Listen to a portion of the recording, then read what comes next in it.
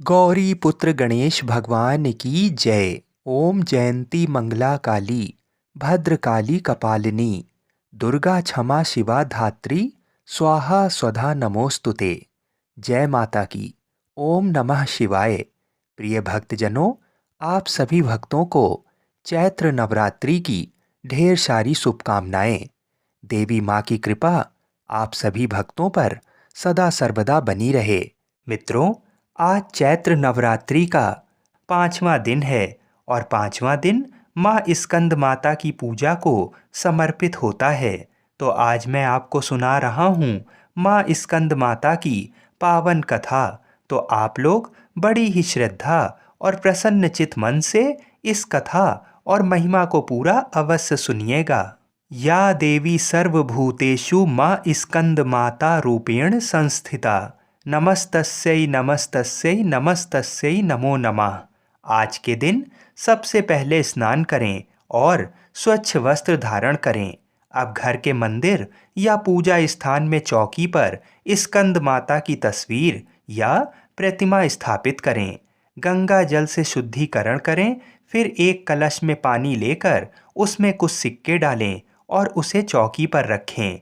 अब पूजा का संकल्प लें। इसके बाद स्कंद माता को रोली कुमकुम लगाएं और नैवेद्य अर्पित करें। अब धूप दीपक से माँ की आरती उतारें और आरती के बाद घर के सभी लोगों को प्रसाद बांटें और आप भी ये प्रसाद ग्रहण करें। स्कंद माता को सफ़ेद रंग पसंद है, इसलिए आप सफ़ेद रंग के कपड़े पहनकर माँ को केले का भोग लगाएं। मान्यता है कि ऐसा करने से माँ निरोगी रहने का आशीर्वाद देती हैं। माँ स्कंद माता की गोद में भगवान स्कंद बाल रूप में विराजित हैं। स्कंद मात स्वरूपिणी देवी की 4 भुजाएं हैं। माँ का वर्ण पूर्णतः शुभ्र है और कमल के पुष्प पर विराजित रहती हैं। इन्हें विद्यावाहिनी दुर्गा देवी भी कहा जाता है। तारकासुर नामक राक्षस था, जिसकी मृत्यु केवल शिवपुत्र से ही संभव थी। तब माँ पार्वती ने अपने पुत्र कार्तिकेय जी को युद्ध के लिए प्रशिक्षित करने हेतु स्कंद माता का रूप लिया और उन्होंने भगवान स्कंद को युद्ध के लिए प्रशिक्षित किया था। स्कंद माता से युद्ध प्रशिक्षण लेने के पश्चात भगवान स्कंद ने तारकासुर का वध किया था। स्कंद भगवान कार्तिकेय जी का दूसरा नाम है। कार्तिकेय को देवताओं का कुमार सेनापति भी कहा जाता है। कार्तिकेय को पुराणों में सनत कुमार, स्कंद कुमार आदि नामों से भी जाना जाता है। माँ अपने इस रूप में शेर पर सवार होकर अत्याचारी दानवों का संहार करती हैं। पर्वतराज की बेटी होने के कारण इन्हें पार्वती भी कहते हैं और भगवान शिव की पत्नी होने के कारण इनका एक नाम माहेश्वरी भी है। इनके गौर वर्ण के कारण इन्हें गौरी भी कहा जाता है। माँ को अपने पुत्र से अधिक प्रेम है, इसलिए इन्हें स्कंद माता कहा जाता है। जो अपने पुत्र से अत्यधिक प्रेम करती हैं, माँ कमल के पुष्प पर विराजित अभय मुद्रा में होती हैं, इसलिए इन्हें पद्म आसना देवी और विद्यावाहिनी दुर्गा भी कहा जाता है। माँ स्कंद माता की उपासना से भक्त की समस्त इच्छाएं पूर्ण हो जाती हैं। इस मृत्यु लोक में ही उसे परम शांति और सुख का अनुभव होने लगता है। उसके लिए मोक्ष का द्वार स्वयमेव सुलभ हो जाता है। स्कंद माता की उपासना से बाल रूप स्कंद भगवान की उपासना भी अपने आप हो जाती है। ये विशेषता केवल इन्हीं को प्राप्त है। अतः साधक को स्कंद माता की उपासना की ओर विशेष ध्यान देना चाहिए। सूर्यमंडल की अधिष्ठात्री देवी होने के कारण इनका उपासक अलौकिक तेज एवं कांति से संपन्न हो जाता है। एक अलौकिक प्रभा मंडल अदृश्य भाव से सदैव उसके चतुर्दिक परिव्याप्त रहता है। ये प्रभा मंडल प्रति क्षण उसके योगक्षेम का निर्वहन करता रहता है। अतः हमें एकाग्र भाव से मन को पवित्र रखकर माँ की शरण में आने का प्रयत्न करना चाहिए। इस घोर भवसागर के दुखों से मुक्ति पाकर मोक्ष का मार्ग सुलभ बनाने का इससे उत्तम उपाय दूसरा नहीं है। बोलिए स्कंद माता की जय। आइए अब मनोकामनाओं की पूर्ति करने वाली नवरात्रि की व्रत कथा को सुनते हैं। नवरात्रि व्रत कथा के अनुसार एक समय बृहस्पति जी ने ब्रह्मा जी के समक्ष चैत्र व अश्विन मास के शुक्ल पक्ष में पड़ने वाले नवरात्र का महत्व जानने की इच्छा जताई। इन्होंने कहा, इस व्रत का क्या फल है, इसे किस प्रकार किया जाता है, सबसे पहले इस व्रत को किसने किया था, ये सब विस्तार से कहिए। बृहस्पति जी के प्रश्नों का जवाब देते हुए ब्रह्मा जी ने कहा, हे बृहस्पति, प्राणियों के हित की इच्छा से तुमने बहुत अच्छा प्रश्न किया है। जो इंसान मनोरथ पूर्ण करने वाली माँ दुर्गा, महादेव, सूर्य और नारायण का ध्यान करता है, वे धन्य हैं। ये नवरात्र व्रत संपूर्ण मनोकामनाओं को पूर्ण करने वाला है। इस व्रत को करने से पुत्र सुख, धन, विद्या और सुख मिलता है। इस व्रत को करने से रोग दूर हो जाते हैं, घर में समृद्धि की वृद्धि होती है, बंध्या को पुत्र प्राप्त होता है, समस्त पापों से छुटकारा मिल जाता है। जो मनुष्य इस नवरात्र व्रत को नहीं करता, वह अनेक दुखों को भोगता है। यदि व्रत करने वाला मनुष्य सारे दिन का उपवास ना कर सके, तो एक समय भोजन करे और 10 दिन बांधवों सहित नवरात्र व्रत की कथा का श्रवण करे। हे बृहस्पति, जिसने पहले इस महाव्रत को किया है, वह कथा मैं तुम्हें सुनाता हूँ। ब्रह्मा जी बोले, प्राचीन काल में मनोहर नगर में पीठत नाम का एक अनाथ ब्राह्मण रहता था। वह माँ दुर्गा का बहुत बड़ा भक्त था। उसे संपूर्ण सद्गुणों से युक्त सुमति नाम की एक अत्यंत सुंदर कन्या उत्पन्न हुई।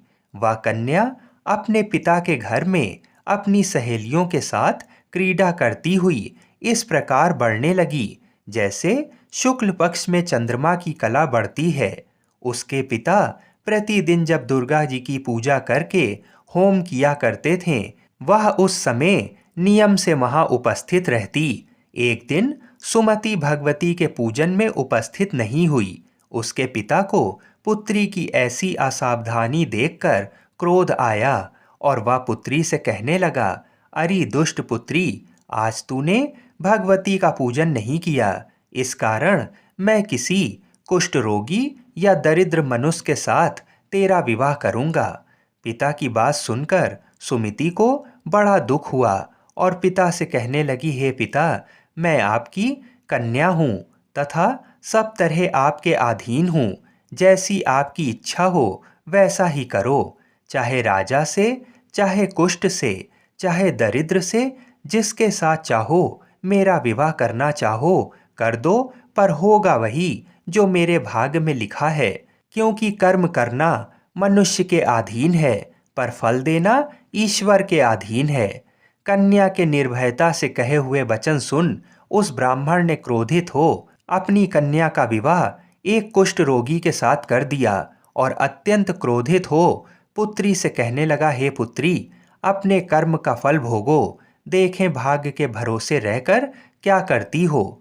पिता के ऐसे कटु वचनों को सुन सुमति मन में विचार करने लगी, अहो, मेरा बड़ा दुर्भाग्य है जिससे मुझे ऐसा पति मिला।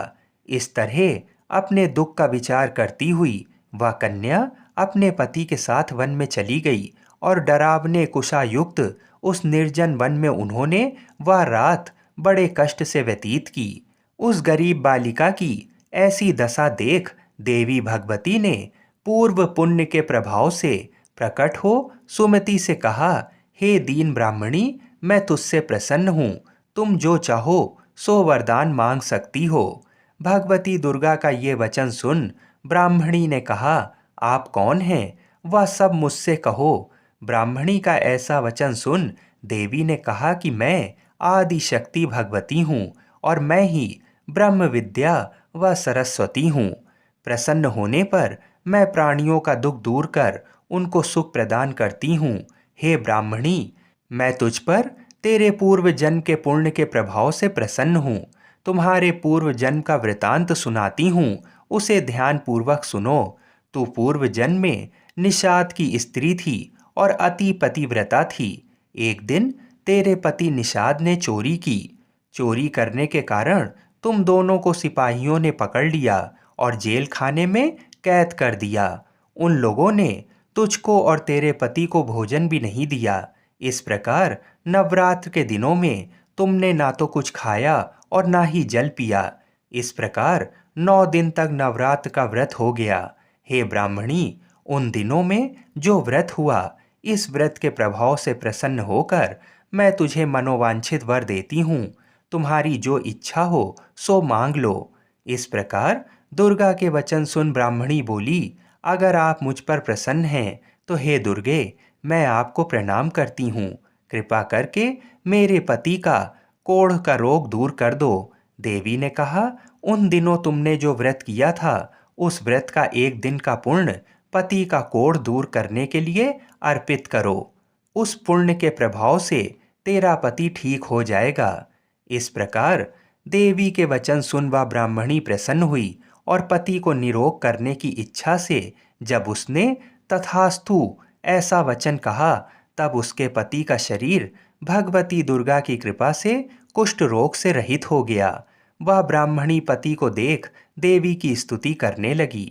हे दुर्गे, आप दुर्गति को दूर करने वाली, तीनों लोकों का संताप हरने वाली, समस्त दुखों को दूर करने वाली, रोगी मनुष्य को निरोग करने वाली, प्रसन्न हो मनोवांछित वर देने वाली और दुष्टों का नाश करने वाली जगत की माता हो। हे अम्बे, मुझ निरपराध अबला को मेरे पिता ने कुष्ठ मनुष्य के साथ विवाह कर घर से निकाल दिया। पिता से तिरस्कृत निर्जन वन में विचर रही हूँ। आपने मेरा इस विपदा से उद्धार किया है। हे देवी, आपको प्रणाम करती हूँ, मेरी रक्षा करो। उस ब्राह्मणी की ऐसी स्तुति सुन देवी बहुत प्रसन्न हुई और ब्राह्मणी से कहा, हे ब्राह्मणी, तेरा उदालय नामक अति बुद्धिमान, धनवान, कीर्तिवान पुत्र शीघ्र उत्पन्न होगा। ऐसा वर देकर देवी ने ब्राह्मणी से फिर कहा कि और कुछ जो तेरी इच्छा है वह मांग ले। सुमति ने कहा, हे भगवती दुर्गे, अगर आप मुझ पर प्रसन्न हैं तो कृपा मुझे नवरात्र व्रत की विधि का विस्तार से वर्णन करें। ब्राह्मणी के वचन सुन माँ दुर्गा ने कहा, हे ब्राह्मणी, मैं तुम्हें संपूर्ण पापों को दूर करने वाले नवरात्र व्रत की विधि बतलाती हूँ। चैत्र और अश्विन मास के शुक्ल पक्ष की प्रतिपदा से लेकर 9 दिन तक व्रत करें। यदि दिन भर का व्रत ना कर सकें तो एक समय भोजन करें। शुभ मुहूर्त में घट स्थापना करें और वाटिका बनाकर उसको प्रतिदिन जल से सींचें। महाकाली, महालक्ष्मी और महासरस्वती की मूर्तियां स्थापित कर उनकी विधि सहित पूजा करें। बिजौरा के फल से अर्घ देने से रूप की प्राप्ति होती है। जायफल से अर्घ देने पर कीर्ति, दाख से कार्य की सिद्धि होती है। आंवले से सुख की प्राप्ति और केले से अर्घ देने से आभूषणों की प्राप्ति होती है। इस प्रकार पुष्पों व फलों से अर्घ देकर व्रत समाप्त होने पर 9वें दिन विधि विधान से हवन करें। खांड, घी, गेहूं, शहद, जौ, तिल, बेल, नारियल, दाख और कदम्ब जैसी विभिन्न सामग्रियों से हवन करें। आंवले से कीर्ति की और केले से पुत्र की, कमल से राज सम्मान की और दाखों से संपदा की प्राप्ति होती है। खांड, घी, नारियल, शहद, जौ और तिल तथा फलों से होम करने से मनोवांछित वस्तु की प्राप्ति होती है। व्रत करने वाला मनुष्य इस विधि विधान से होम कर आचार्य को अत्यंत नम्रता के साथ प्रणाम करे और यज्ञ की सिद्धि के लिए उसे दक्षिणा दे। इस प्रकार बताई हुई विधि के अनुसार जो व्यक्ति व्रत करता है उसके सब मनोरथ सिद्ध होते हैं। इसमें तनिक भी संदेह नहीं है। इन 9 दिनों में जो कुछ दान आदि दिया जाता है उसका करोड़ों गुना फल मिलता है। इस नवरात्र व्रत करने से अश्वमेघ यज्ञ का फल मिलता है। हे ब्राह्मणी, इस संपूर्ण कामनाओं को पूर्ण करने वाले उत्तम व्रत को तीर्थ, मंदिर अथवा घर में विधि के अनुसार करें। ब्रह्मा जी बोले, बृहस्पति जी। इस प्रकार ब्राह्मणी को नवरात्रि व्रत विधि बताकर देवी अंतर ध्यान हो गईं। अतः जो मनुष्य या स्त्री इस व्रत को भक्ति पूर्वक करता है वह इस लोक में सुख प्राप्त कर अंत में मोक्ष की प्राप्ति करता है। ब्रह्मा जी बृहस्पति जी से कहते हैं कि ये इस दुर्लभ व्रत का महात्म्य है जो मैंने तुम्हें सुनाया है। ऐसा सुन बृहस्पति जी आनंद से प्रफुल्लित हो गए और कहने लगे कि हे ब्राह्मण, आपने मुझ पर अति कृपा की जो मुझे इस व्रत का महत्व सुनाया। ब्रह्मा जी बोले कि हे बृहस्पति, ये देवी भगवती संपूर्ण लोकों का पालन करने वाली हैं। इस महादेवी के प्रभाव को कौन जान सकता है। बोलो देवी भगवती की जय। नवरात्रि का प्रथम दिन माँ शैलपुत्री को समर्पित होता है। आइए माँ शैलपुत्री की कथा को सुनते हैं। माँ दुर्गा को सर्वप्रथम शैलपुत्री के रूप में पूजा जाता है। हिमालय के वहाँ पुत्री के रूप में जन्म लेने के कारण उनका नामकरण हुआ शैलपुत्री। इनका वाहन वृषभ है, इसलिए ये देवी वृषारूढ़ा के नाम से भी जानी जाती हैं। इस देवी ने दाएं हाथ में त्रिशूल धारण कर रखा है और बाएं हाथ में कमल सुशोभित है। यही देवी प्रथम दुर्गा हैं। ये ही सती के नाम से भी जानी जाती हैं। उनकी एक मार्मिक कहानी है। एक बार जब प्रजापति ने यज्ञ किया तो इसमें सारे देवताओं को निमंत्रित किया, भगवान शंकर जी को नहीं। सती यज्ञ में जाने के लिए विकल हो उठीं। शंकर जी ने कहा कि सारे देवताओं को निमंत्रित किया गया है, उन्हें नहीं, ऐसे में वहाँ जाना उचित नहीं है। सती का प्रबल आग्रह देखकर शंकर जी ने उन्हें यज्ञ में जाने की अनुमति दे दी। सती जब घर पहुंची तो सिर्फ माँ ने ही उन्हें स्नेह किया। बहनों की बातों में व्यंग और उपहास के भाव थे। भगवान शंकर के प्रति भी तिरस्कार का भाव है। दक्ष ने भी उनके प्रति अपमानजनक वचन कहे। इससे सती को बहुत दुख पहुंचा। वे अपने पति का ये अपमान ना सह सकीं और योग अग्नि द्वारा अपने को जलाकर भस्म कर लिया। इस दारुण दुख से व्यथित होकर शंकर भगवान ने उस यज्ञ का विध्वंस करा दिया। यही सती अगले जन्म में शैलराज हिमालय की पुत्री के रूप में जन्मी और शैलपुत्री कहलाईं। पार्वती और हेमवती भी इन्हीं देवी के अन्य नाम हैं। शैलपुत्री का विवाह भी भगवान शंकर से हुआ। शैलपुत्री शिवजी की अर्धांगिनी बनी। शैलपुत्री माता का महत्व और शक्ति अनंत है। माँ शैलपुत्री शीघ्र ही प्रसन्न हो जाती हैं।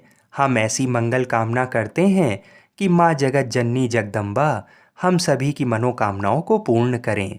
बोलिए श्री शैलपुत्री माता की जय। बोलिए श्री शंकर पार्वती भगवान की जय। बोलिए सियावर रामचंद्र की जय। जय जय श्री राधे कृष्ण। हर हर महादेव। आइए अब माता श्री वैष्णो देवी की कथा को सुनते हैं।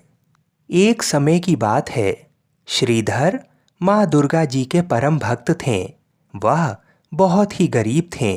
एक बार श्रीधर को स्वप्न में माँ दुर्गा के दर्शन हुए। श्रीधर माँ दुर्गा के उस स्वप्न को देखकर इतना प्रभावित हुए कि उन्होंने माँ दुर्गा का भंडारा करने का निर्णय किया। लेकिन गरीब होने के कारण वह मोहल्ले के लोगों को भंडारा कराने में आसक्त थे। एक दिन श्रीधर जी ने शुभ मुहूर्त देखकर देवी का भंडारा कराने का निर्णय किया और आस पड़ोस के गांव वालों को भी निमंत्रण दे दिया। जैसे जैसे दिन बीतने लगा वह भिक्षा मांगने जाता और भंडारे के लिए सामान इकट्ठा करना शुरू किया। लेकिन जितने भोजन की आवश्यकता थी उतना राशन वह नहीं जुटा पा रहे थे। इसी तरह दिन बीतता गया और भंडारे का दिन आ गया। उस दिन श्रीधर को नींद भी नहीं आई और उन्होंने देवी के सामने अपनी आंख बंद कर ली और अब सोचने लगे कि मैं सबको क्या खिलाऊंगा। भक्त श्रीधर माता दुर्गा से विनती करने लगे कि माँ मेरी मदद करिए। इसी दौरान गांव के कुछ लोग भंडारे के लिए आने लगे और जैसे जैसे सब उसके झोपड़ी में बैठने लगे श्रीधर की चिंता भी उसी प्रकार बढ़ने लगी। परंतु कुछ समय के पश्चात उसे आश्चर्य हुआ कि इतनी छोटी झोपड़ी में इतने लोग बैठे हैं, फिर भी झोपड़ी में बैठने के लिए काफ़ी जगह बची हुई है। और भंडार गृह में देखने पर उसे पता चला कि सारे बर्तन भोजन से भरे हुए हैं और भोजन बर्तनों में अपने आप भर रहा है। इस अद्भुत घटना को देखकर सभी लोग हैरान रह गए। तब भक्त श्रीधर ने एक छोटी सी बच्ची को अपनी कुटिया में सबको भोजन परोसते और खिलाते हुए देखा। उसे ये जानने में देर नहीं लगी कि वह लड़की कोई साधारण कन्या नहीं बल्कि स्वयं माँ दुर्गा है। जब इस घटना की सूचना आस पड़ोस के लोगों को लगी तो भैरवनाथ नामक एक साधु को शक हुआ कि ये कोई दिव्य कन्या है। उस कन्या के बारे में जानने के लिए वह साधु कन्या का पीछा करने लगा। भैरवनाथ को देख देवी तेजी से भागने लगीं। भैरवनाथ भी उनका पीछा करने लगा। तब देवी कन्या के रूप में वायु रूप में बदलकर त्रिकुटा पर्वत की ओर उड़ चलीं। ऐसी मान्यता है कि जब देवी भैरवनाथ से बचकर जा रही थीं तो भगवान हनुमान जी उनकी रक्षा के लिए भैरवनाथ से लड़ने लगे। तभी पवन पुत्र हनुमान जी को प्यास लगी तो माता से आग्रह करने पर माता ने धनुष द्वारा पहाड़ पर बाण चलाकर जल प्रकट किया और उसी जल में अपने केस धोए। जब देवी भागते भागते थक गईं तो एक स्थान पर रुककर पीछे मुड़कर भैरवनाथ को देखने लगीं। उसी स्थान पर माँ दुर्गा के चरणों के निशान बन गए। इस स्थान को चरण पादुका नाम से पूजा जाता है। कन्या रूपी माता ने भैरवनाथ को समझाने की कोशिश की, परंतु जब वह नहीं माना तो माता उससे बचने के लिए उसी पर्वत की गुफा में जाकर छिप गईं। इस गुफा में देवी दुर्गा 9 महीने तक छुपी रहीं। इस गुफा के बाहर हनुमान जी ने 9 महीने तक पहरा दिया और देवी माँ की रक्षा की। जब भैरवनाथ ने कन्या का पीछा नहीं छोड़ा तो एक साधु वहां से गुजर रहे थे। उन्होंने भी भैरवनाथ को समझाने की बहुत कोशिश की। जिसे तुम कन्या समझ रहे हो वह जगत माता देवी दुर्गा है। परंतु भैरवनाथ ने उनकी बात नहीं मानी और उसी गुफा के बाहर 9 महीने तक खड़ा रहा। कहा जाता है देवी दुर्गा उस गुफा की दूसरी ओर से मार्ग बनाकर निकल गईं। तभी से इस गुफा को अर्धकुमारी या आदि कुमारी और गर्भजून नाम से जाने लगा। जब माँ दुर्गा गुफा से बाहर नहीं निकली तो भैरवनाथ गुफा में घुसने की कोशिश करने लगा। ये देख पहरा दे रहे हनुमान जी क्रोधित हो गए और भैरवनाथ को युद्ध के लिए ललकारा। हनुमान और भैरवनाथ का युद्ध बहुत समय तक चला। युद्ध का कोई अंत नहीं होता देख माँ दुर्गा ने महाकाली का रूप धारण कर भैरवनाथ का सर धड़ से अलग कर दिया। ये भी कहा जाता है कि वध के बाद भैरवनाथ को अपनी मूर्खता पर पछतावा हुआ और वे माँ दुर्गा से माफ़ी मांगने लगे। माता वैष्णो देवी को भैरवनाथ पर दया आती है, इसलिए उन्होंने भैरवनाथ को माफ़ कर दिया और उन्हें पूर्व जन्म के चक्र से मुक्ति प्रदान की। इसके साथ ही भैरवनाथ को वरदान दिया कि कोई भी भक्त जो मेरे दर्शन के लिए आता है वह जब आपके दर्शन करेगा तो उसे मेरे दर्शन का भी फल मिलेगा। बोलिए माता वैष्णो देवी की जय। आइए अब माता वैष्णो देवी की दूसरी कथा को सुनते हैं। हिंदू पौराणिक मान्यताओं के अनुसार संसार में धर्म की हानि होने और अधर्म की शक्तियों के बढ़ने पर आदि शक्ति के सत्व, रज और तम 3 रूप महासरस्वती, महालक्ष्मी और महादुर्गा ने अपनी सामूहिक बल से धर्म की रक्षा के लिए एक कन्या प्रकट की। ये कन्या त्रेता युग में भारत के दक्षिणी समुद्र तट रामेश्वरम में पंडित रत्नाकर जी की पुत्री के रूप में अवतरित हुई।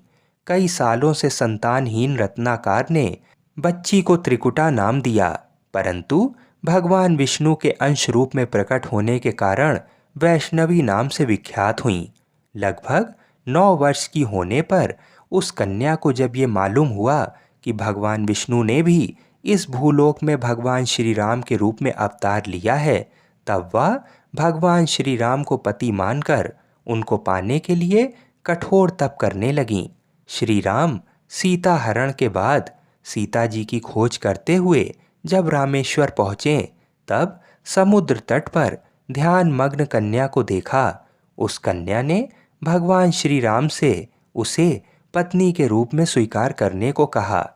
भगवान श्री राम ने उस कन्या से कहा कि उन्होंने इस जन्म में सीता से विवाह कर लिया है तथा एक पत्नी व्रत का प्रण लिया है, किंतु कलयुग में मैं कल्कि अवतार लूंगा और तुम्हें अपनी पत्नी रूप में स्वीकार करूंगा। उस समय तक तुम हिमालय स्थित त्रिकुट पर्वत की श्रेणी में जाकर तप करो और भक्तों के कष्ट और दुखों का नाश कर जगत कल्याण करती रहो। श्री राम ने वचन दिया कि समस्त संसार द्वारा माँ वैष्णो देवी की स्तुति गाई जाएगी। त्रिकुटा वैष्णो देवी के रूप में प्रसिद्ध होंगी और सदा के लिए अमर हो जाएंगी। बोलिए माता श्री वैष्णो देवी की जय। बोलिए श्री सीताराम जी महाराज की जय।